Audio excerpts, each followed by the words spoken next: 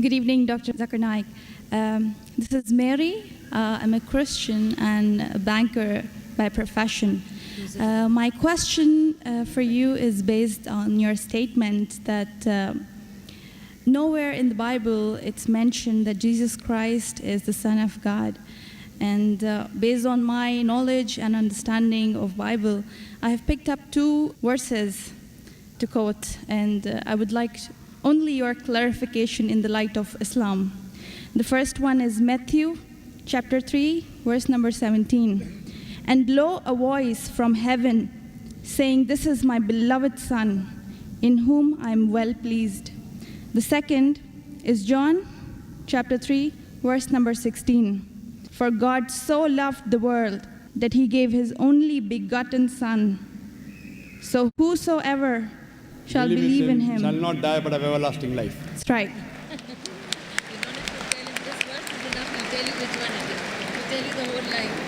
Sister, just to correct your statement, you made a question saying that I said that nowhere in the Bible it says that Jesus is Son of God. I never said that nowhere in the Bible is it mentioned that Jesus is Son of God. I said there is not a single unequivocal statement in the complete Bible.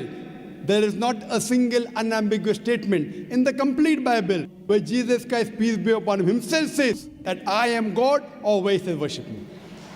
I never said the Bible does not say Jesus is Son of God. What I said, there is not a single unambiguous statement, not a single unequivocal statement in the complete Bible where Jesus Christ, peace be upon him, himself says that I am God, or where he says worship me. If you point out any such two statements, I'm ready to accept Christianity. If your question assumes that Son of God means Jesus is God, very well I'll reply to your question. Many Christians think that just by the statement Son of God means Jesus is God. Sister, do you know in the Bible, Adam is son of God, Ephraim is son of God, Israel is son of God. God has got sons by the tons in the Bible. That means you haven't read your Bible, sister. So do you mean to say all of them are gods? Is Adam God? Is Ephraim God? Is Israel God? No. Son of God, sister, is a statement used if you read Romans chapter number 8, verse number 14. All those that are led by the Spirit of God, they are sons of God. Means if you follow the commandment of God, if I follow the commandment of God, I am a son of God. In this way, undoubtedly, Jesus Christ, peace be upon him, verily is the most beloved Son of God. Meaning, he is following the commandment of God. I have got no problem at all. If you say Son of God means persons who follow the commandments of God, like it's mentioned in Romans, all those who are led by the Spirit of God, they are sons of God. If I follow the commandment of God, you follow the commandment of God, we are called children of God. Very innocent statement, no problem. So as far as your Matthew is concerned, 3:17 I have clarified. Now coming to your second quotation of Gospel of John chapter 3 verse number 16.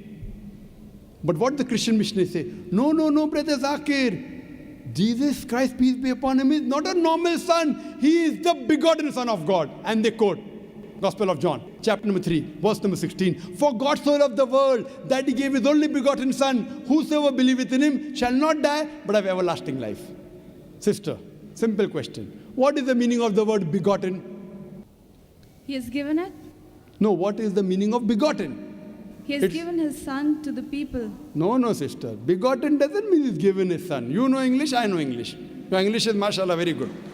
Begotten doesn't mean he's given his son. If I say you have begotten a son. Sorry to interrupt. Don't give metaphorical meaning. English. I'm not a scholar. You're not a scholar, but your English is very good. I'm a layman person. And but sister, your English is very... If I say you have begotten a son, what does it mean? That means you have had sexual relationship with your husband and you begot a son.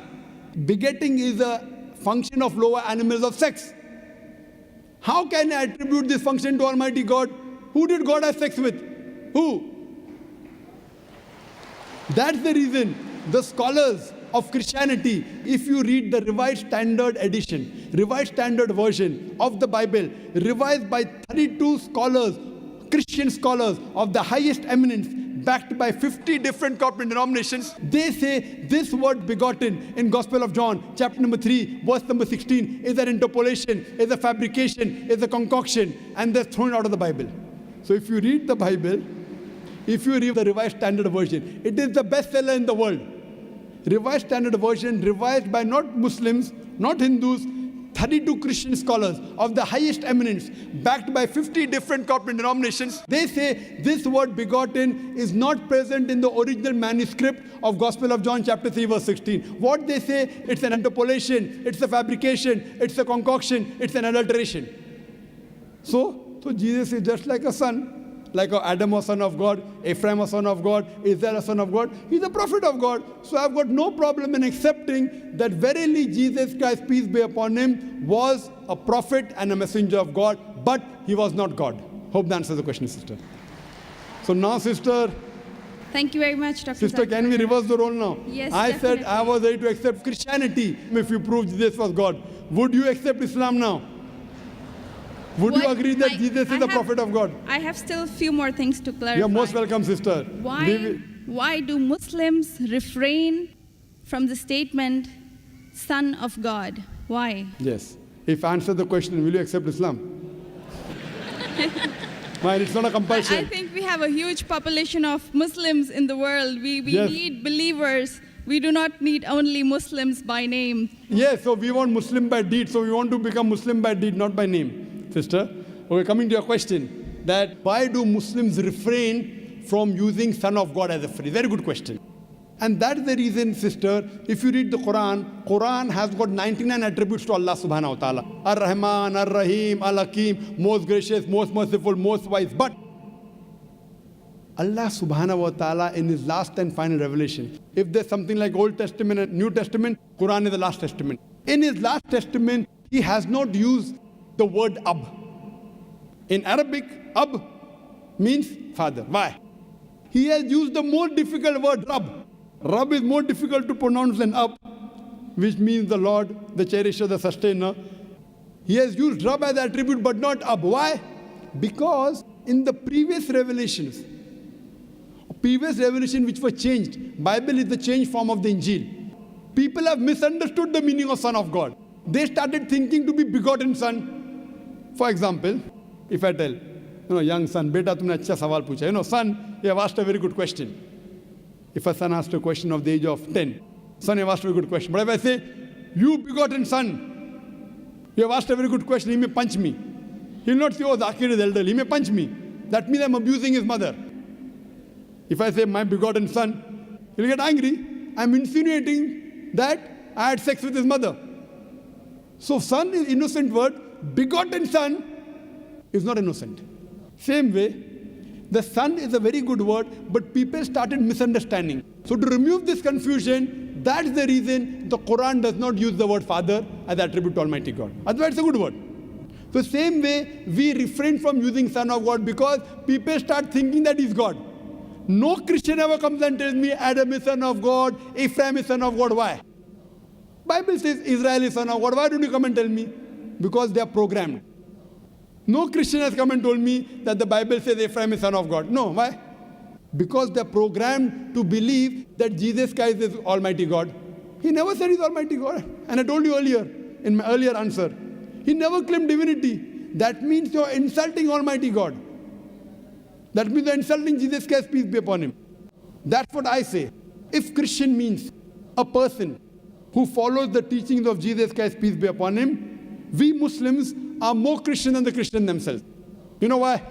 Because if you read the Bible, Jesus Christ, peace be upon him, it's mentioned in the Gospel of John, he was circumcised on the 8th day. We Muslims are circumcised, Christians are circumcised. Jesus Christ, peace be upon him, said that you have to follow each and every law of the Bible, each and every commandment. Gospel of Matthew chapter 5 verse number 17 to 20. If you break one law or jittle from the commandment, you shall not enter the kingdom of heaven. If you go to the Old Testament, clearly says in the book of Leviticus, chapter number 11 verse number 7 to 8, in the book of Deuteronomy chapter number 14 verse number 8, in the book of Isaiah chapter 65 verse number 2 to 5, that you shall not have pork. Muslims don't have pork, but Christians have pork. So if Christian means a person who follows the teachings of Jesus Christ, peace be upon him, we Muslims are more Christian than the Christians themselves. The Bible says in the book of Ephesians chapter number 5 verse number 18 that thou shalt not have wine. It's mentioned in the book of Proverbs chapter number 20 verse number 1. Wine is a mocker. You should not have wine. Muslims don't have alcohol, but the Christians have alcohol. Further, if you analyze, there are various references I can give you. So if Christian means one who follows the teachings of Jesus Christ, peace be upon him, I say that I'm more Christian than the Christian themselves. If you become a Muslim, you are a more better practicing Christian than the so-called namesake Christians. Yes, sister. Can I ask something? Sure, yeah. Right. You're most welcome, sister. I would not like to cross-question or criticize your statement. Sister, you're most welcome to cross-question me. You're most welcome to criticize me. I love it. Unless a person doesn't cross-examine. See, suppose I want to prove something. If I say this is the best, I want to check it out whether it's best or not. That's right. Because a logical person, so please, sister, cross-examine me, criticize me, attack me. Once you're convinced, then you accept it. Yes, sister, go ahead. I will definitely not intend to do something like this. The object of questioning more is to know more so that I know what I follow is right. That's all. Thank you very much. Sister can ask any question, no problem. You're most welcome. Whether your intention is very good, but I went to the extent of saying even your intention is bad, no problem. But your intention is very good, sister. So you can ask any questions and you don't have to accept Islam. No one can force you. Quran says, La ikraha fid deen. There's no compulsion in religion. Truth stands out clear from error. So don't think that if I answer a question, you have to accept. On the day of judgment, only give the evidence that I gave you the answer. Yes, sister. Any questions? Thank you very much. Yes, sister. You said that we Muslims are better Christians than the actual Christians. So the complete statement I made, if Christian means a person who follows the teachings of Jesus Christ, peace be upon him, we Muslims are more Christian than the Christian themselves. Yes, sister, your question. But this is not a layman statement. Do not have a specialized knowledge of Islam and as well as Christianity. Fine, you can ask the doctors of divinity whether I'm saying is right or wrong. Yes, sister. Thank you very much, Dr. Naik. So what is the question then? That was my question, that why did you mention that we Muslims are better Christians than the actual Christians? When I said that, why did I say that? I think this is beyond my thinking, that why would a Muslim call himself a Christian? No, correct. Why? Because we love Jesus Christ, peace be upon him. We love him more than you. We love him, we respect him, we revere him, but we don't worship him. The reason I said this because I love Jesus Christ, peace be upon him. I respect him, I revere him, but I don't worship him. Because he never told me to worship him. If he would have told me to worship him, I would have worshipped him. So that's the reason I say, if Christian means a person who follows the teachings of Jesus Christ, peace be upon him, I'm more Christian than the Christian themselves. Because I love Jesus Christ, peace be upon him. I respect him, I revere him, but I don't worship him. So hope that answers the question, sister. Thank you very much.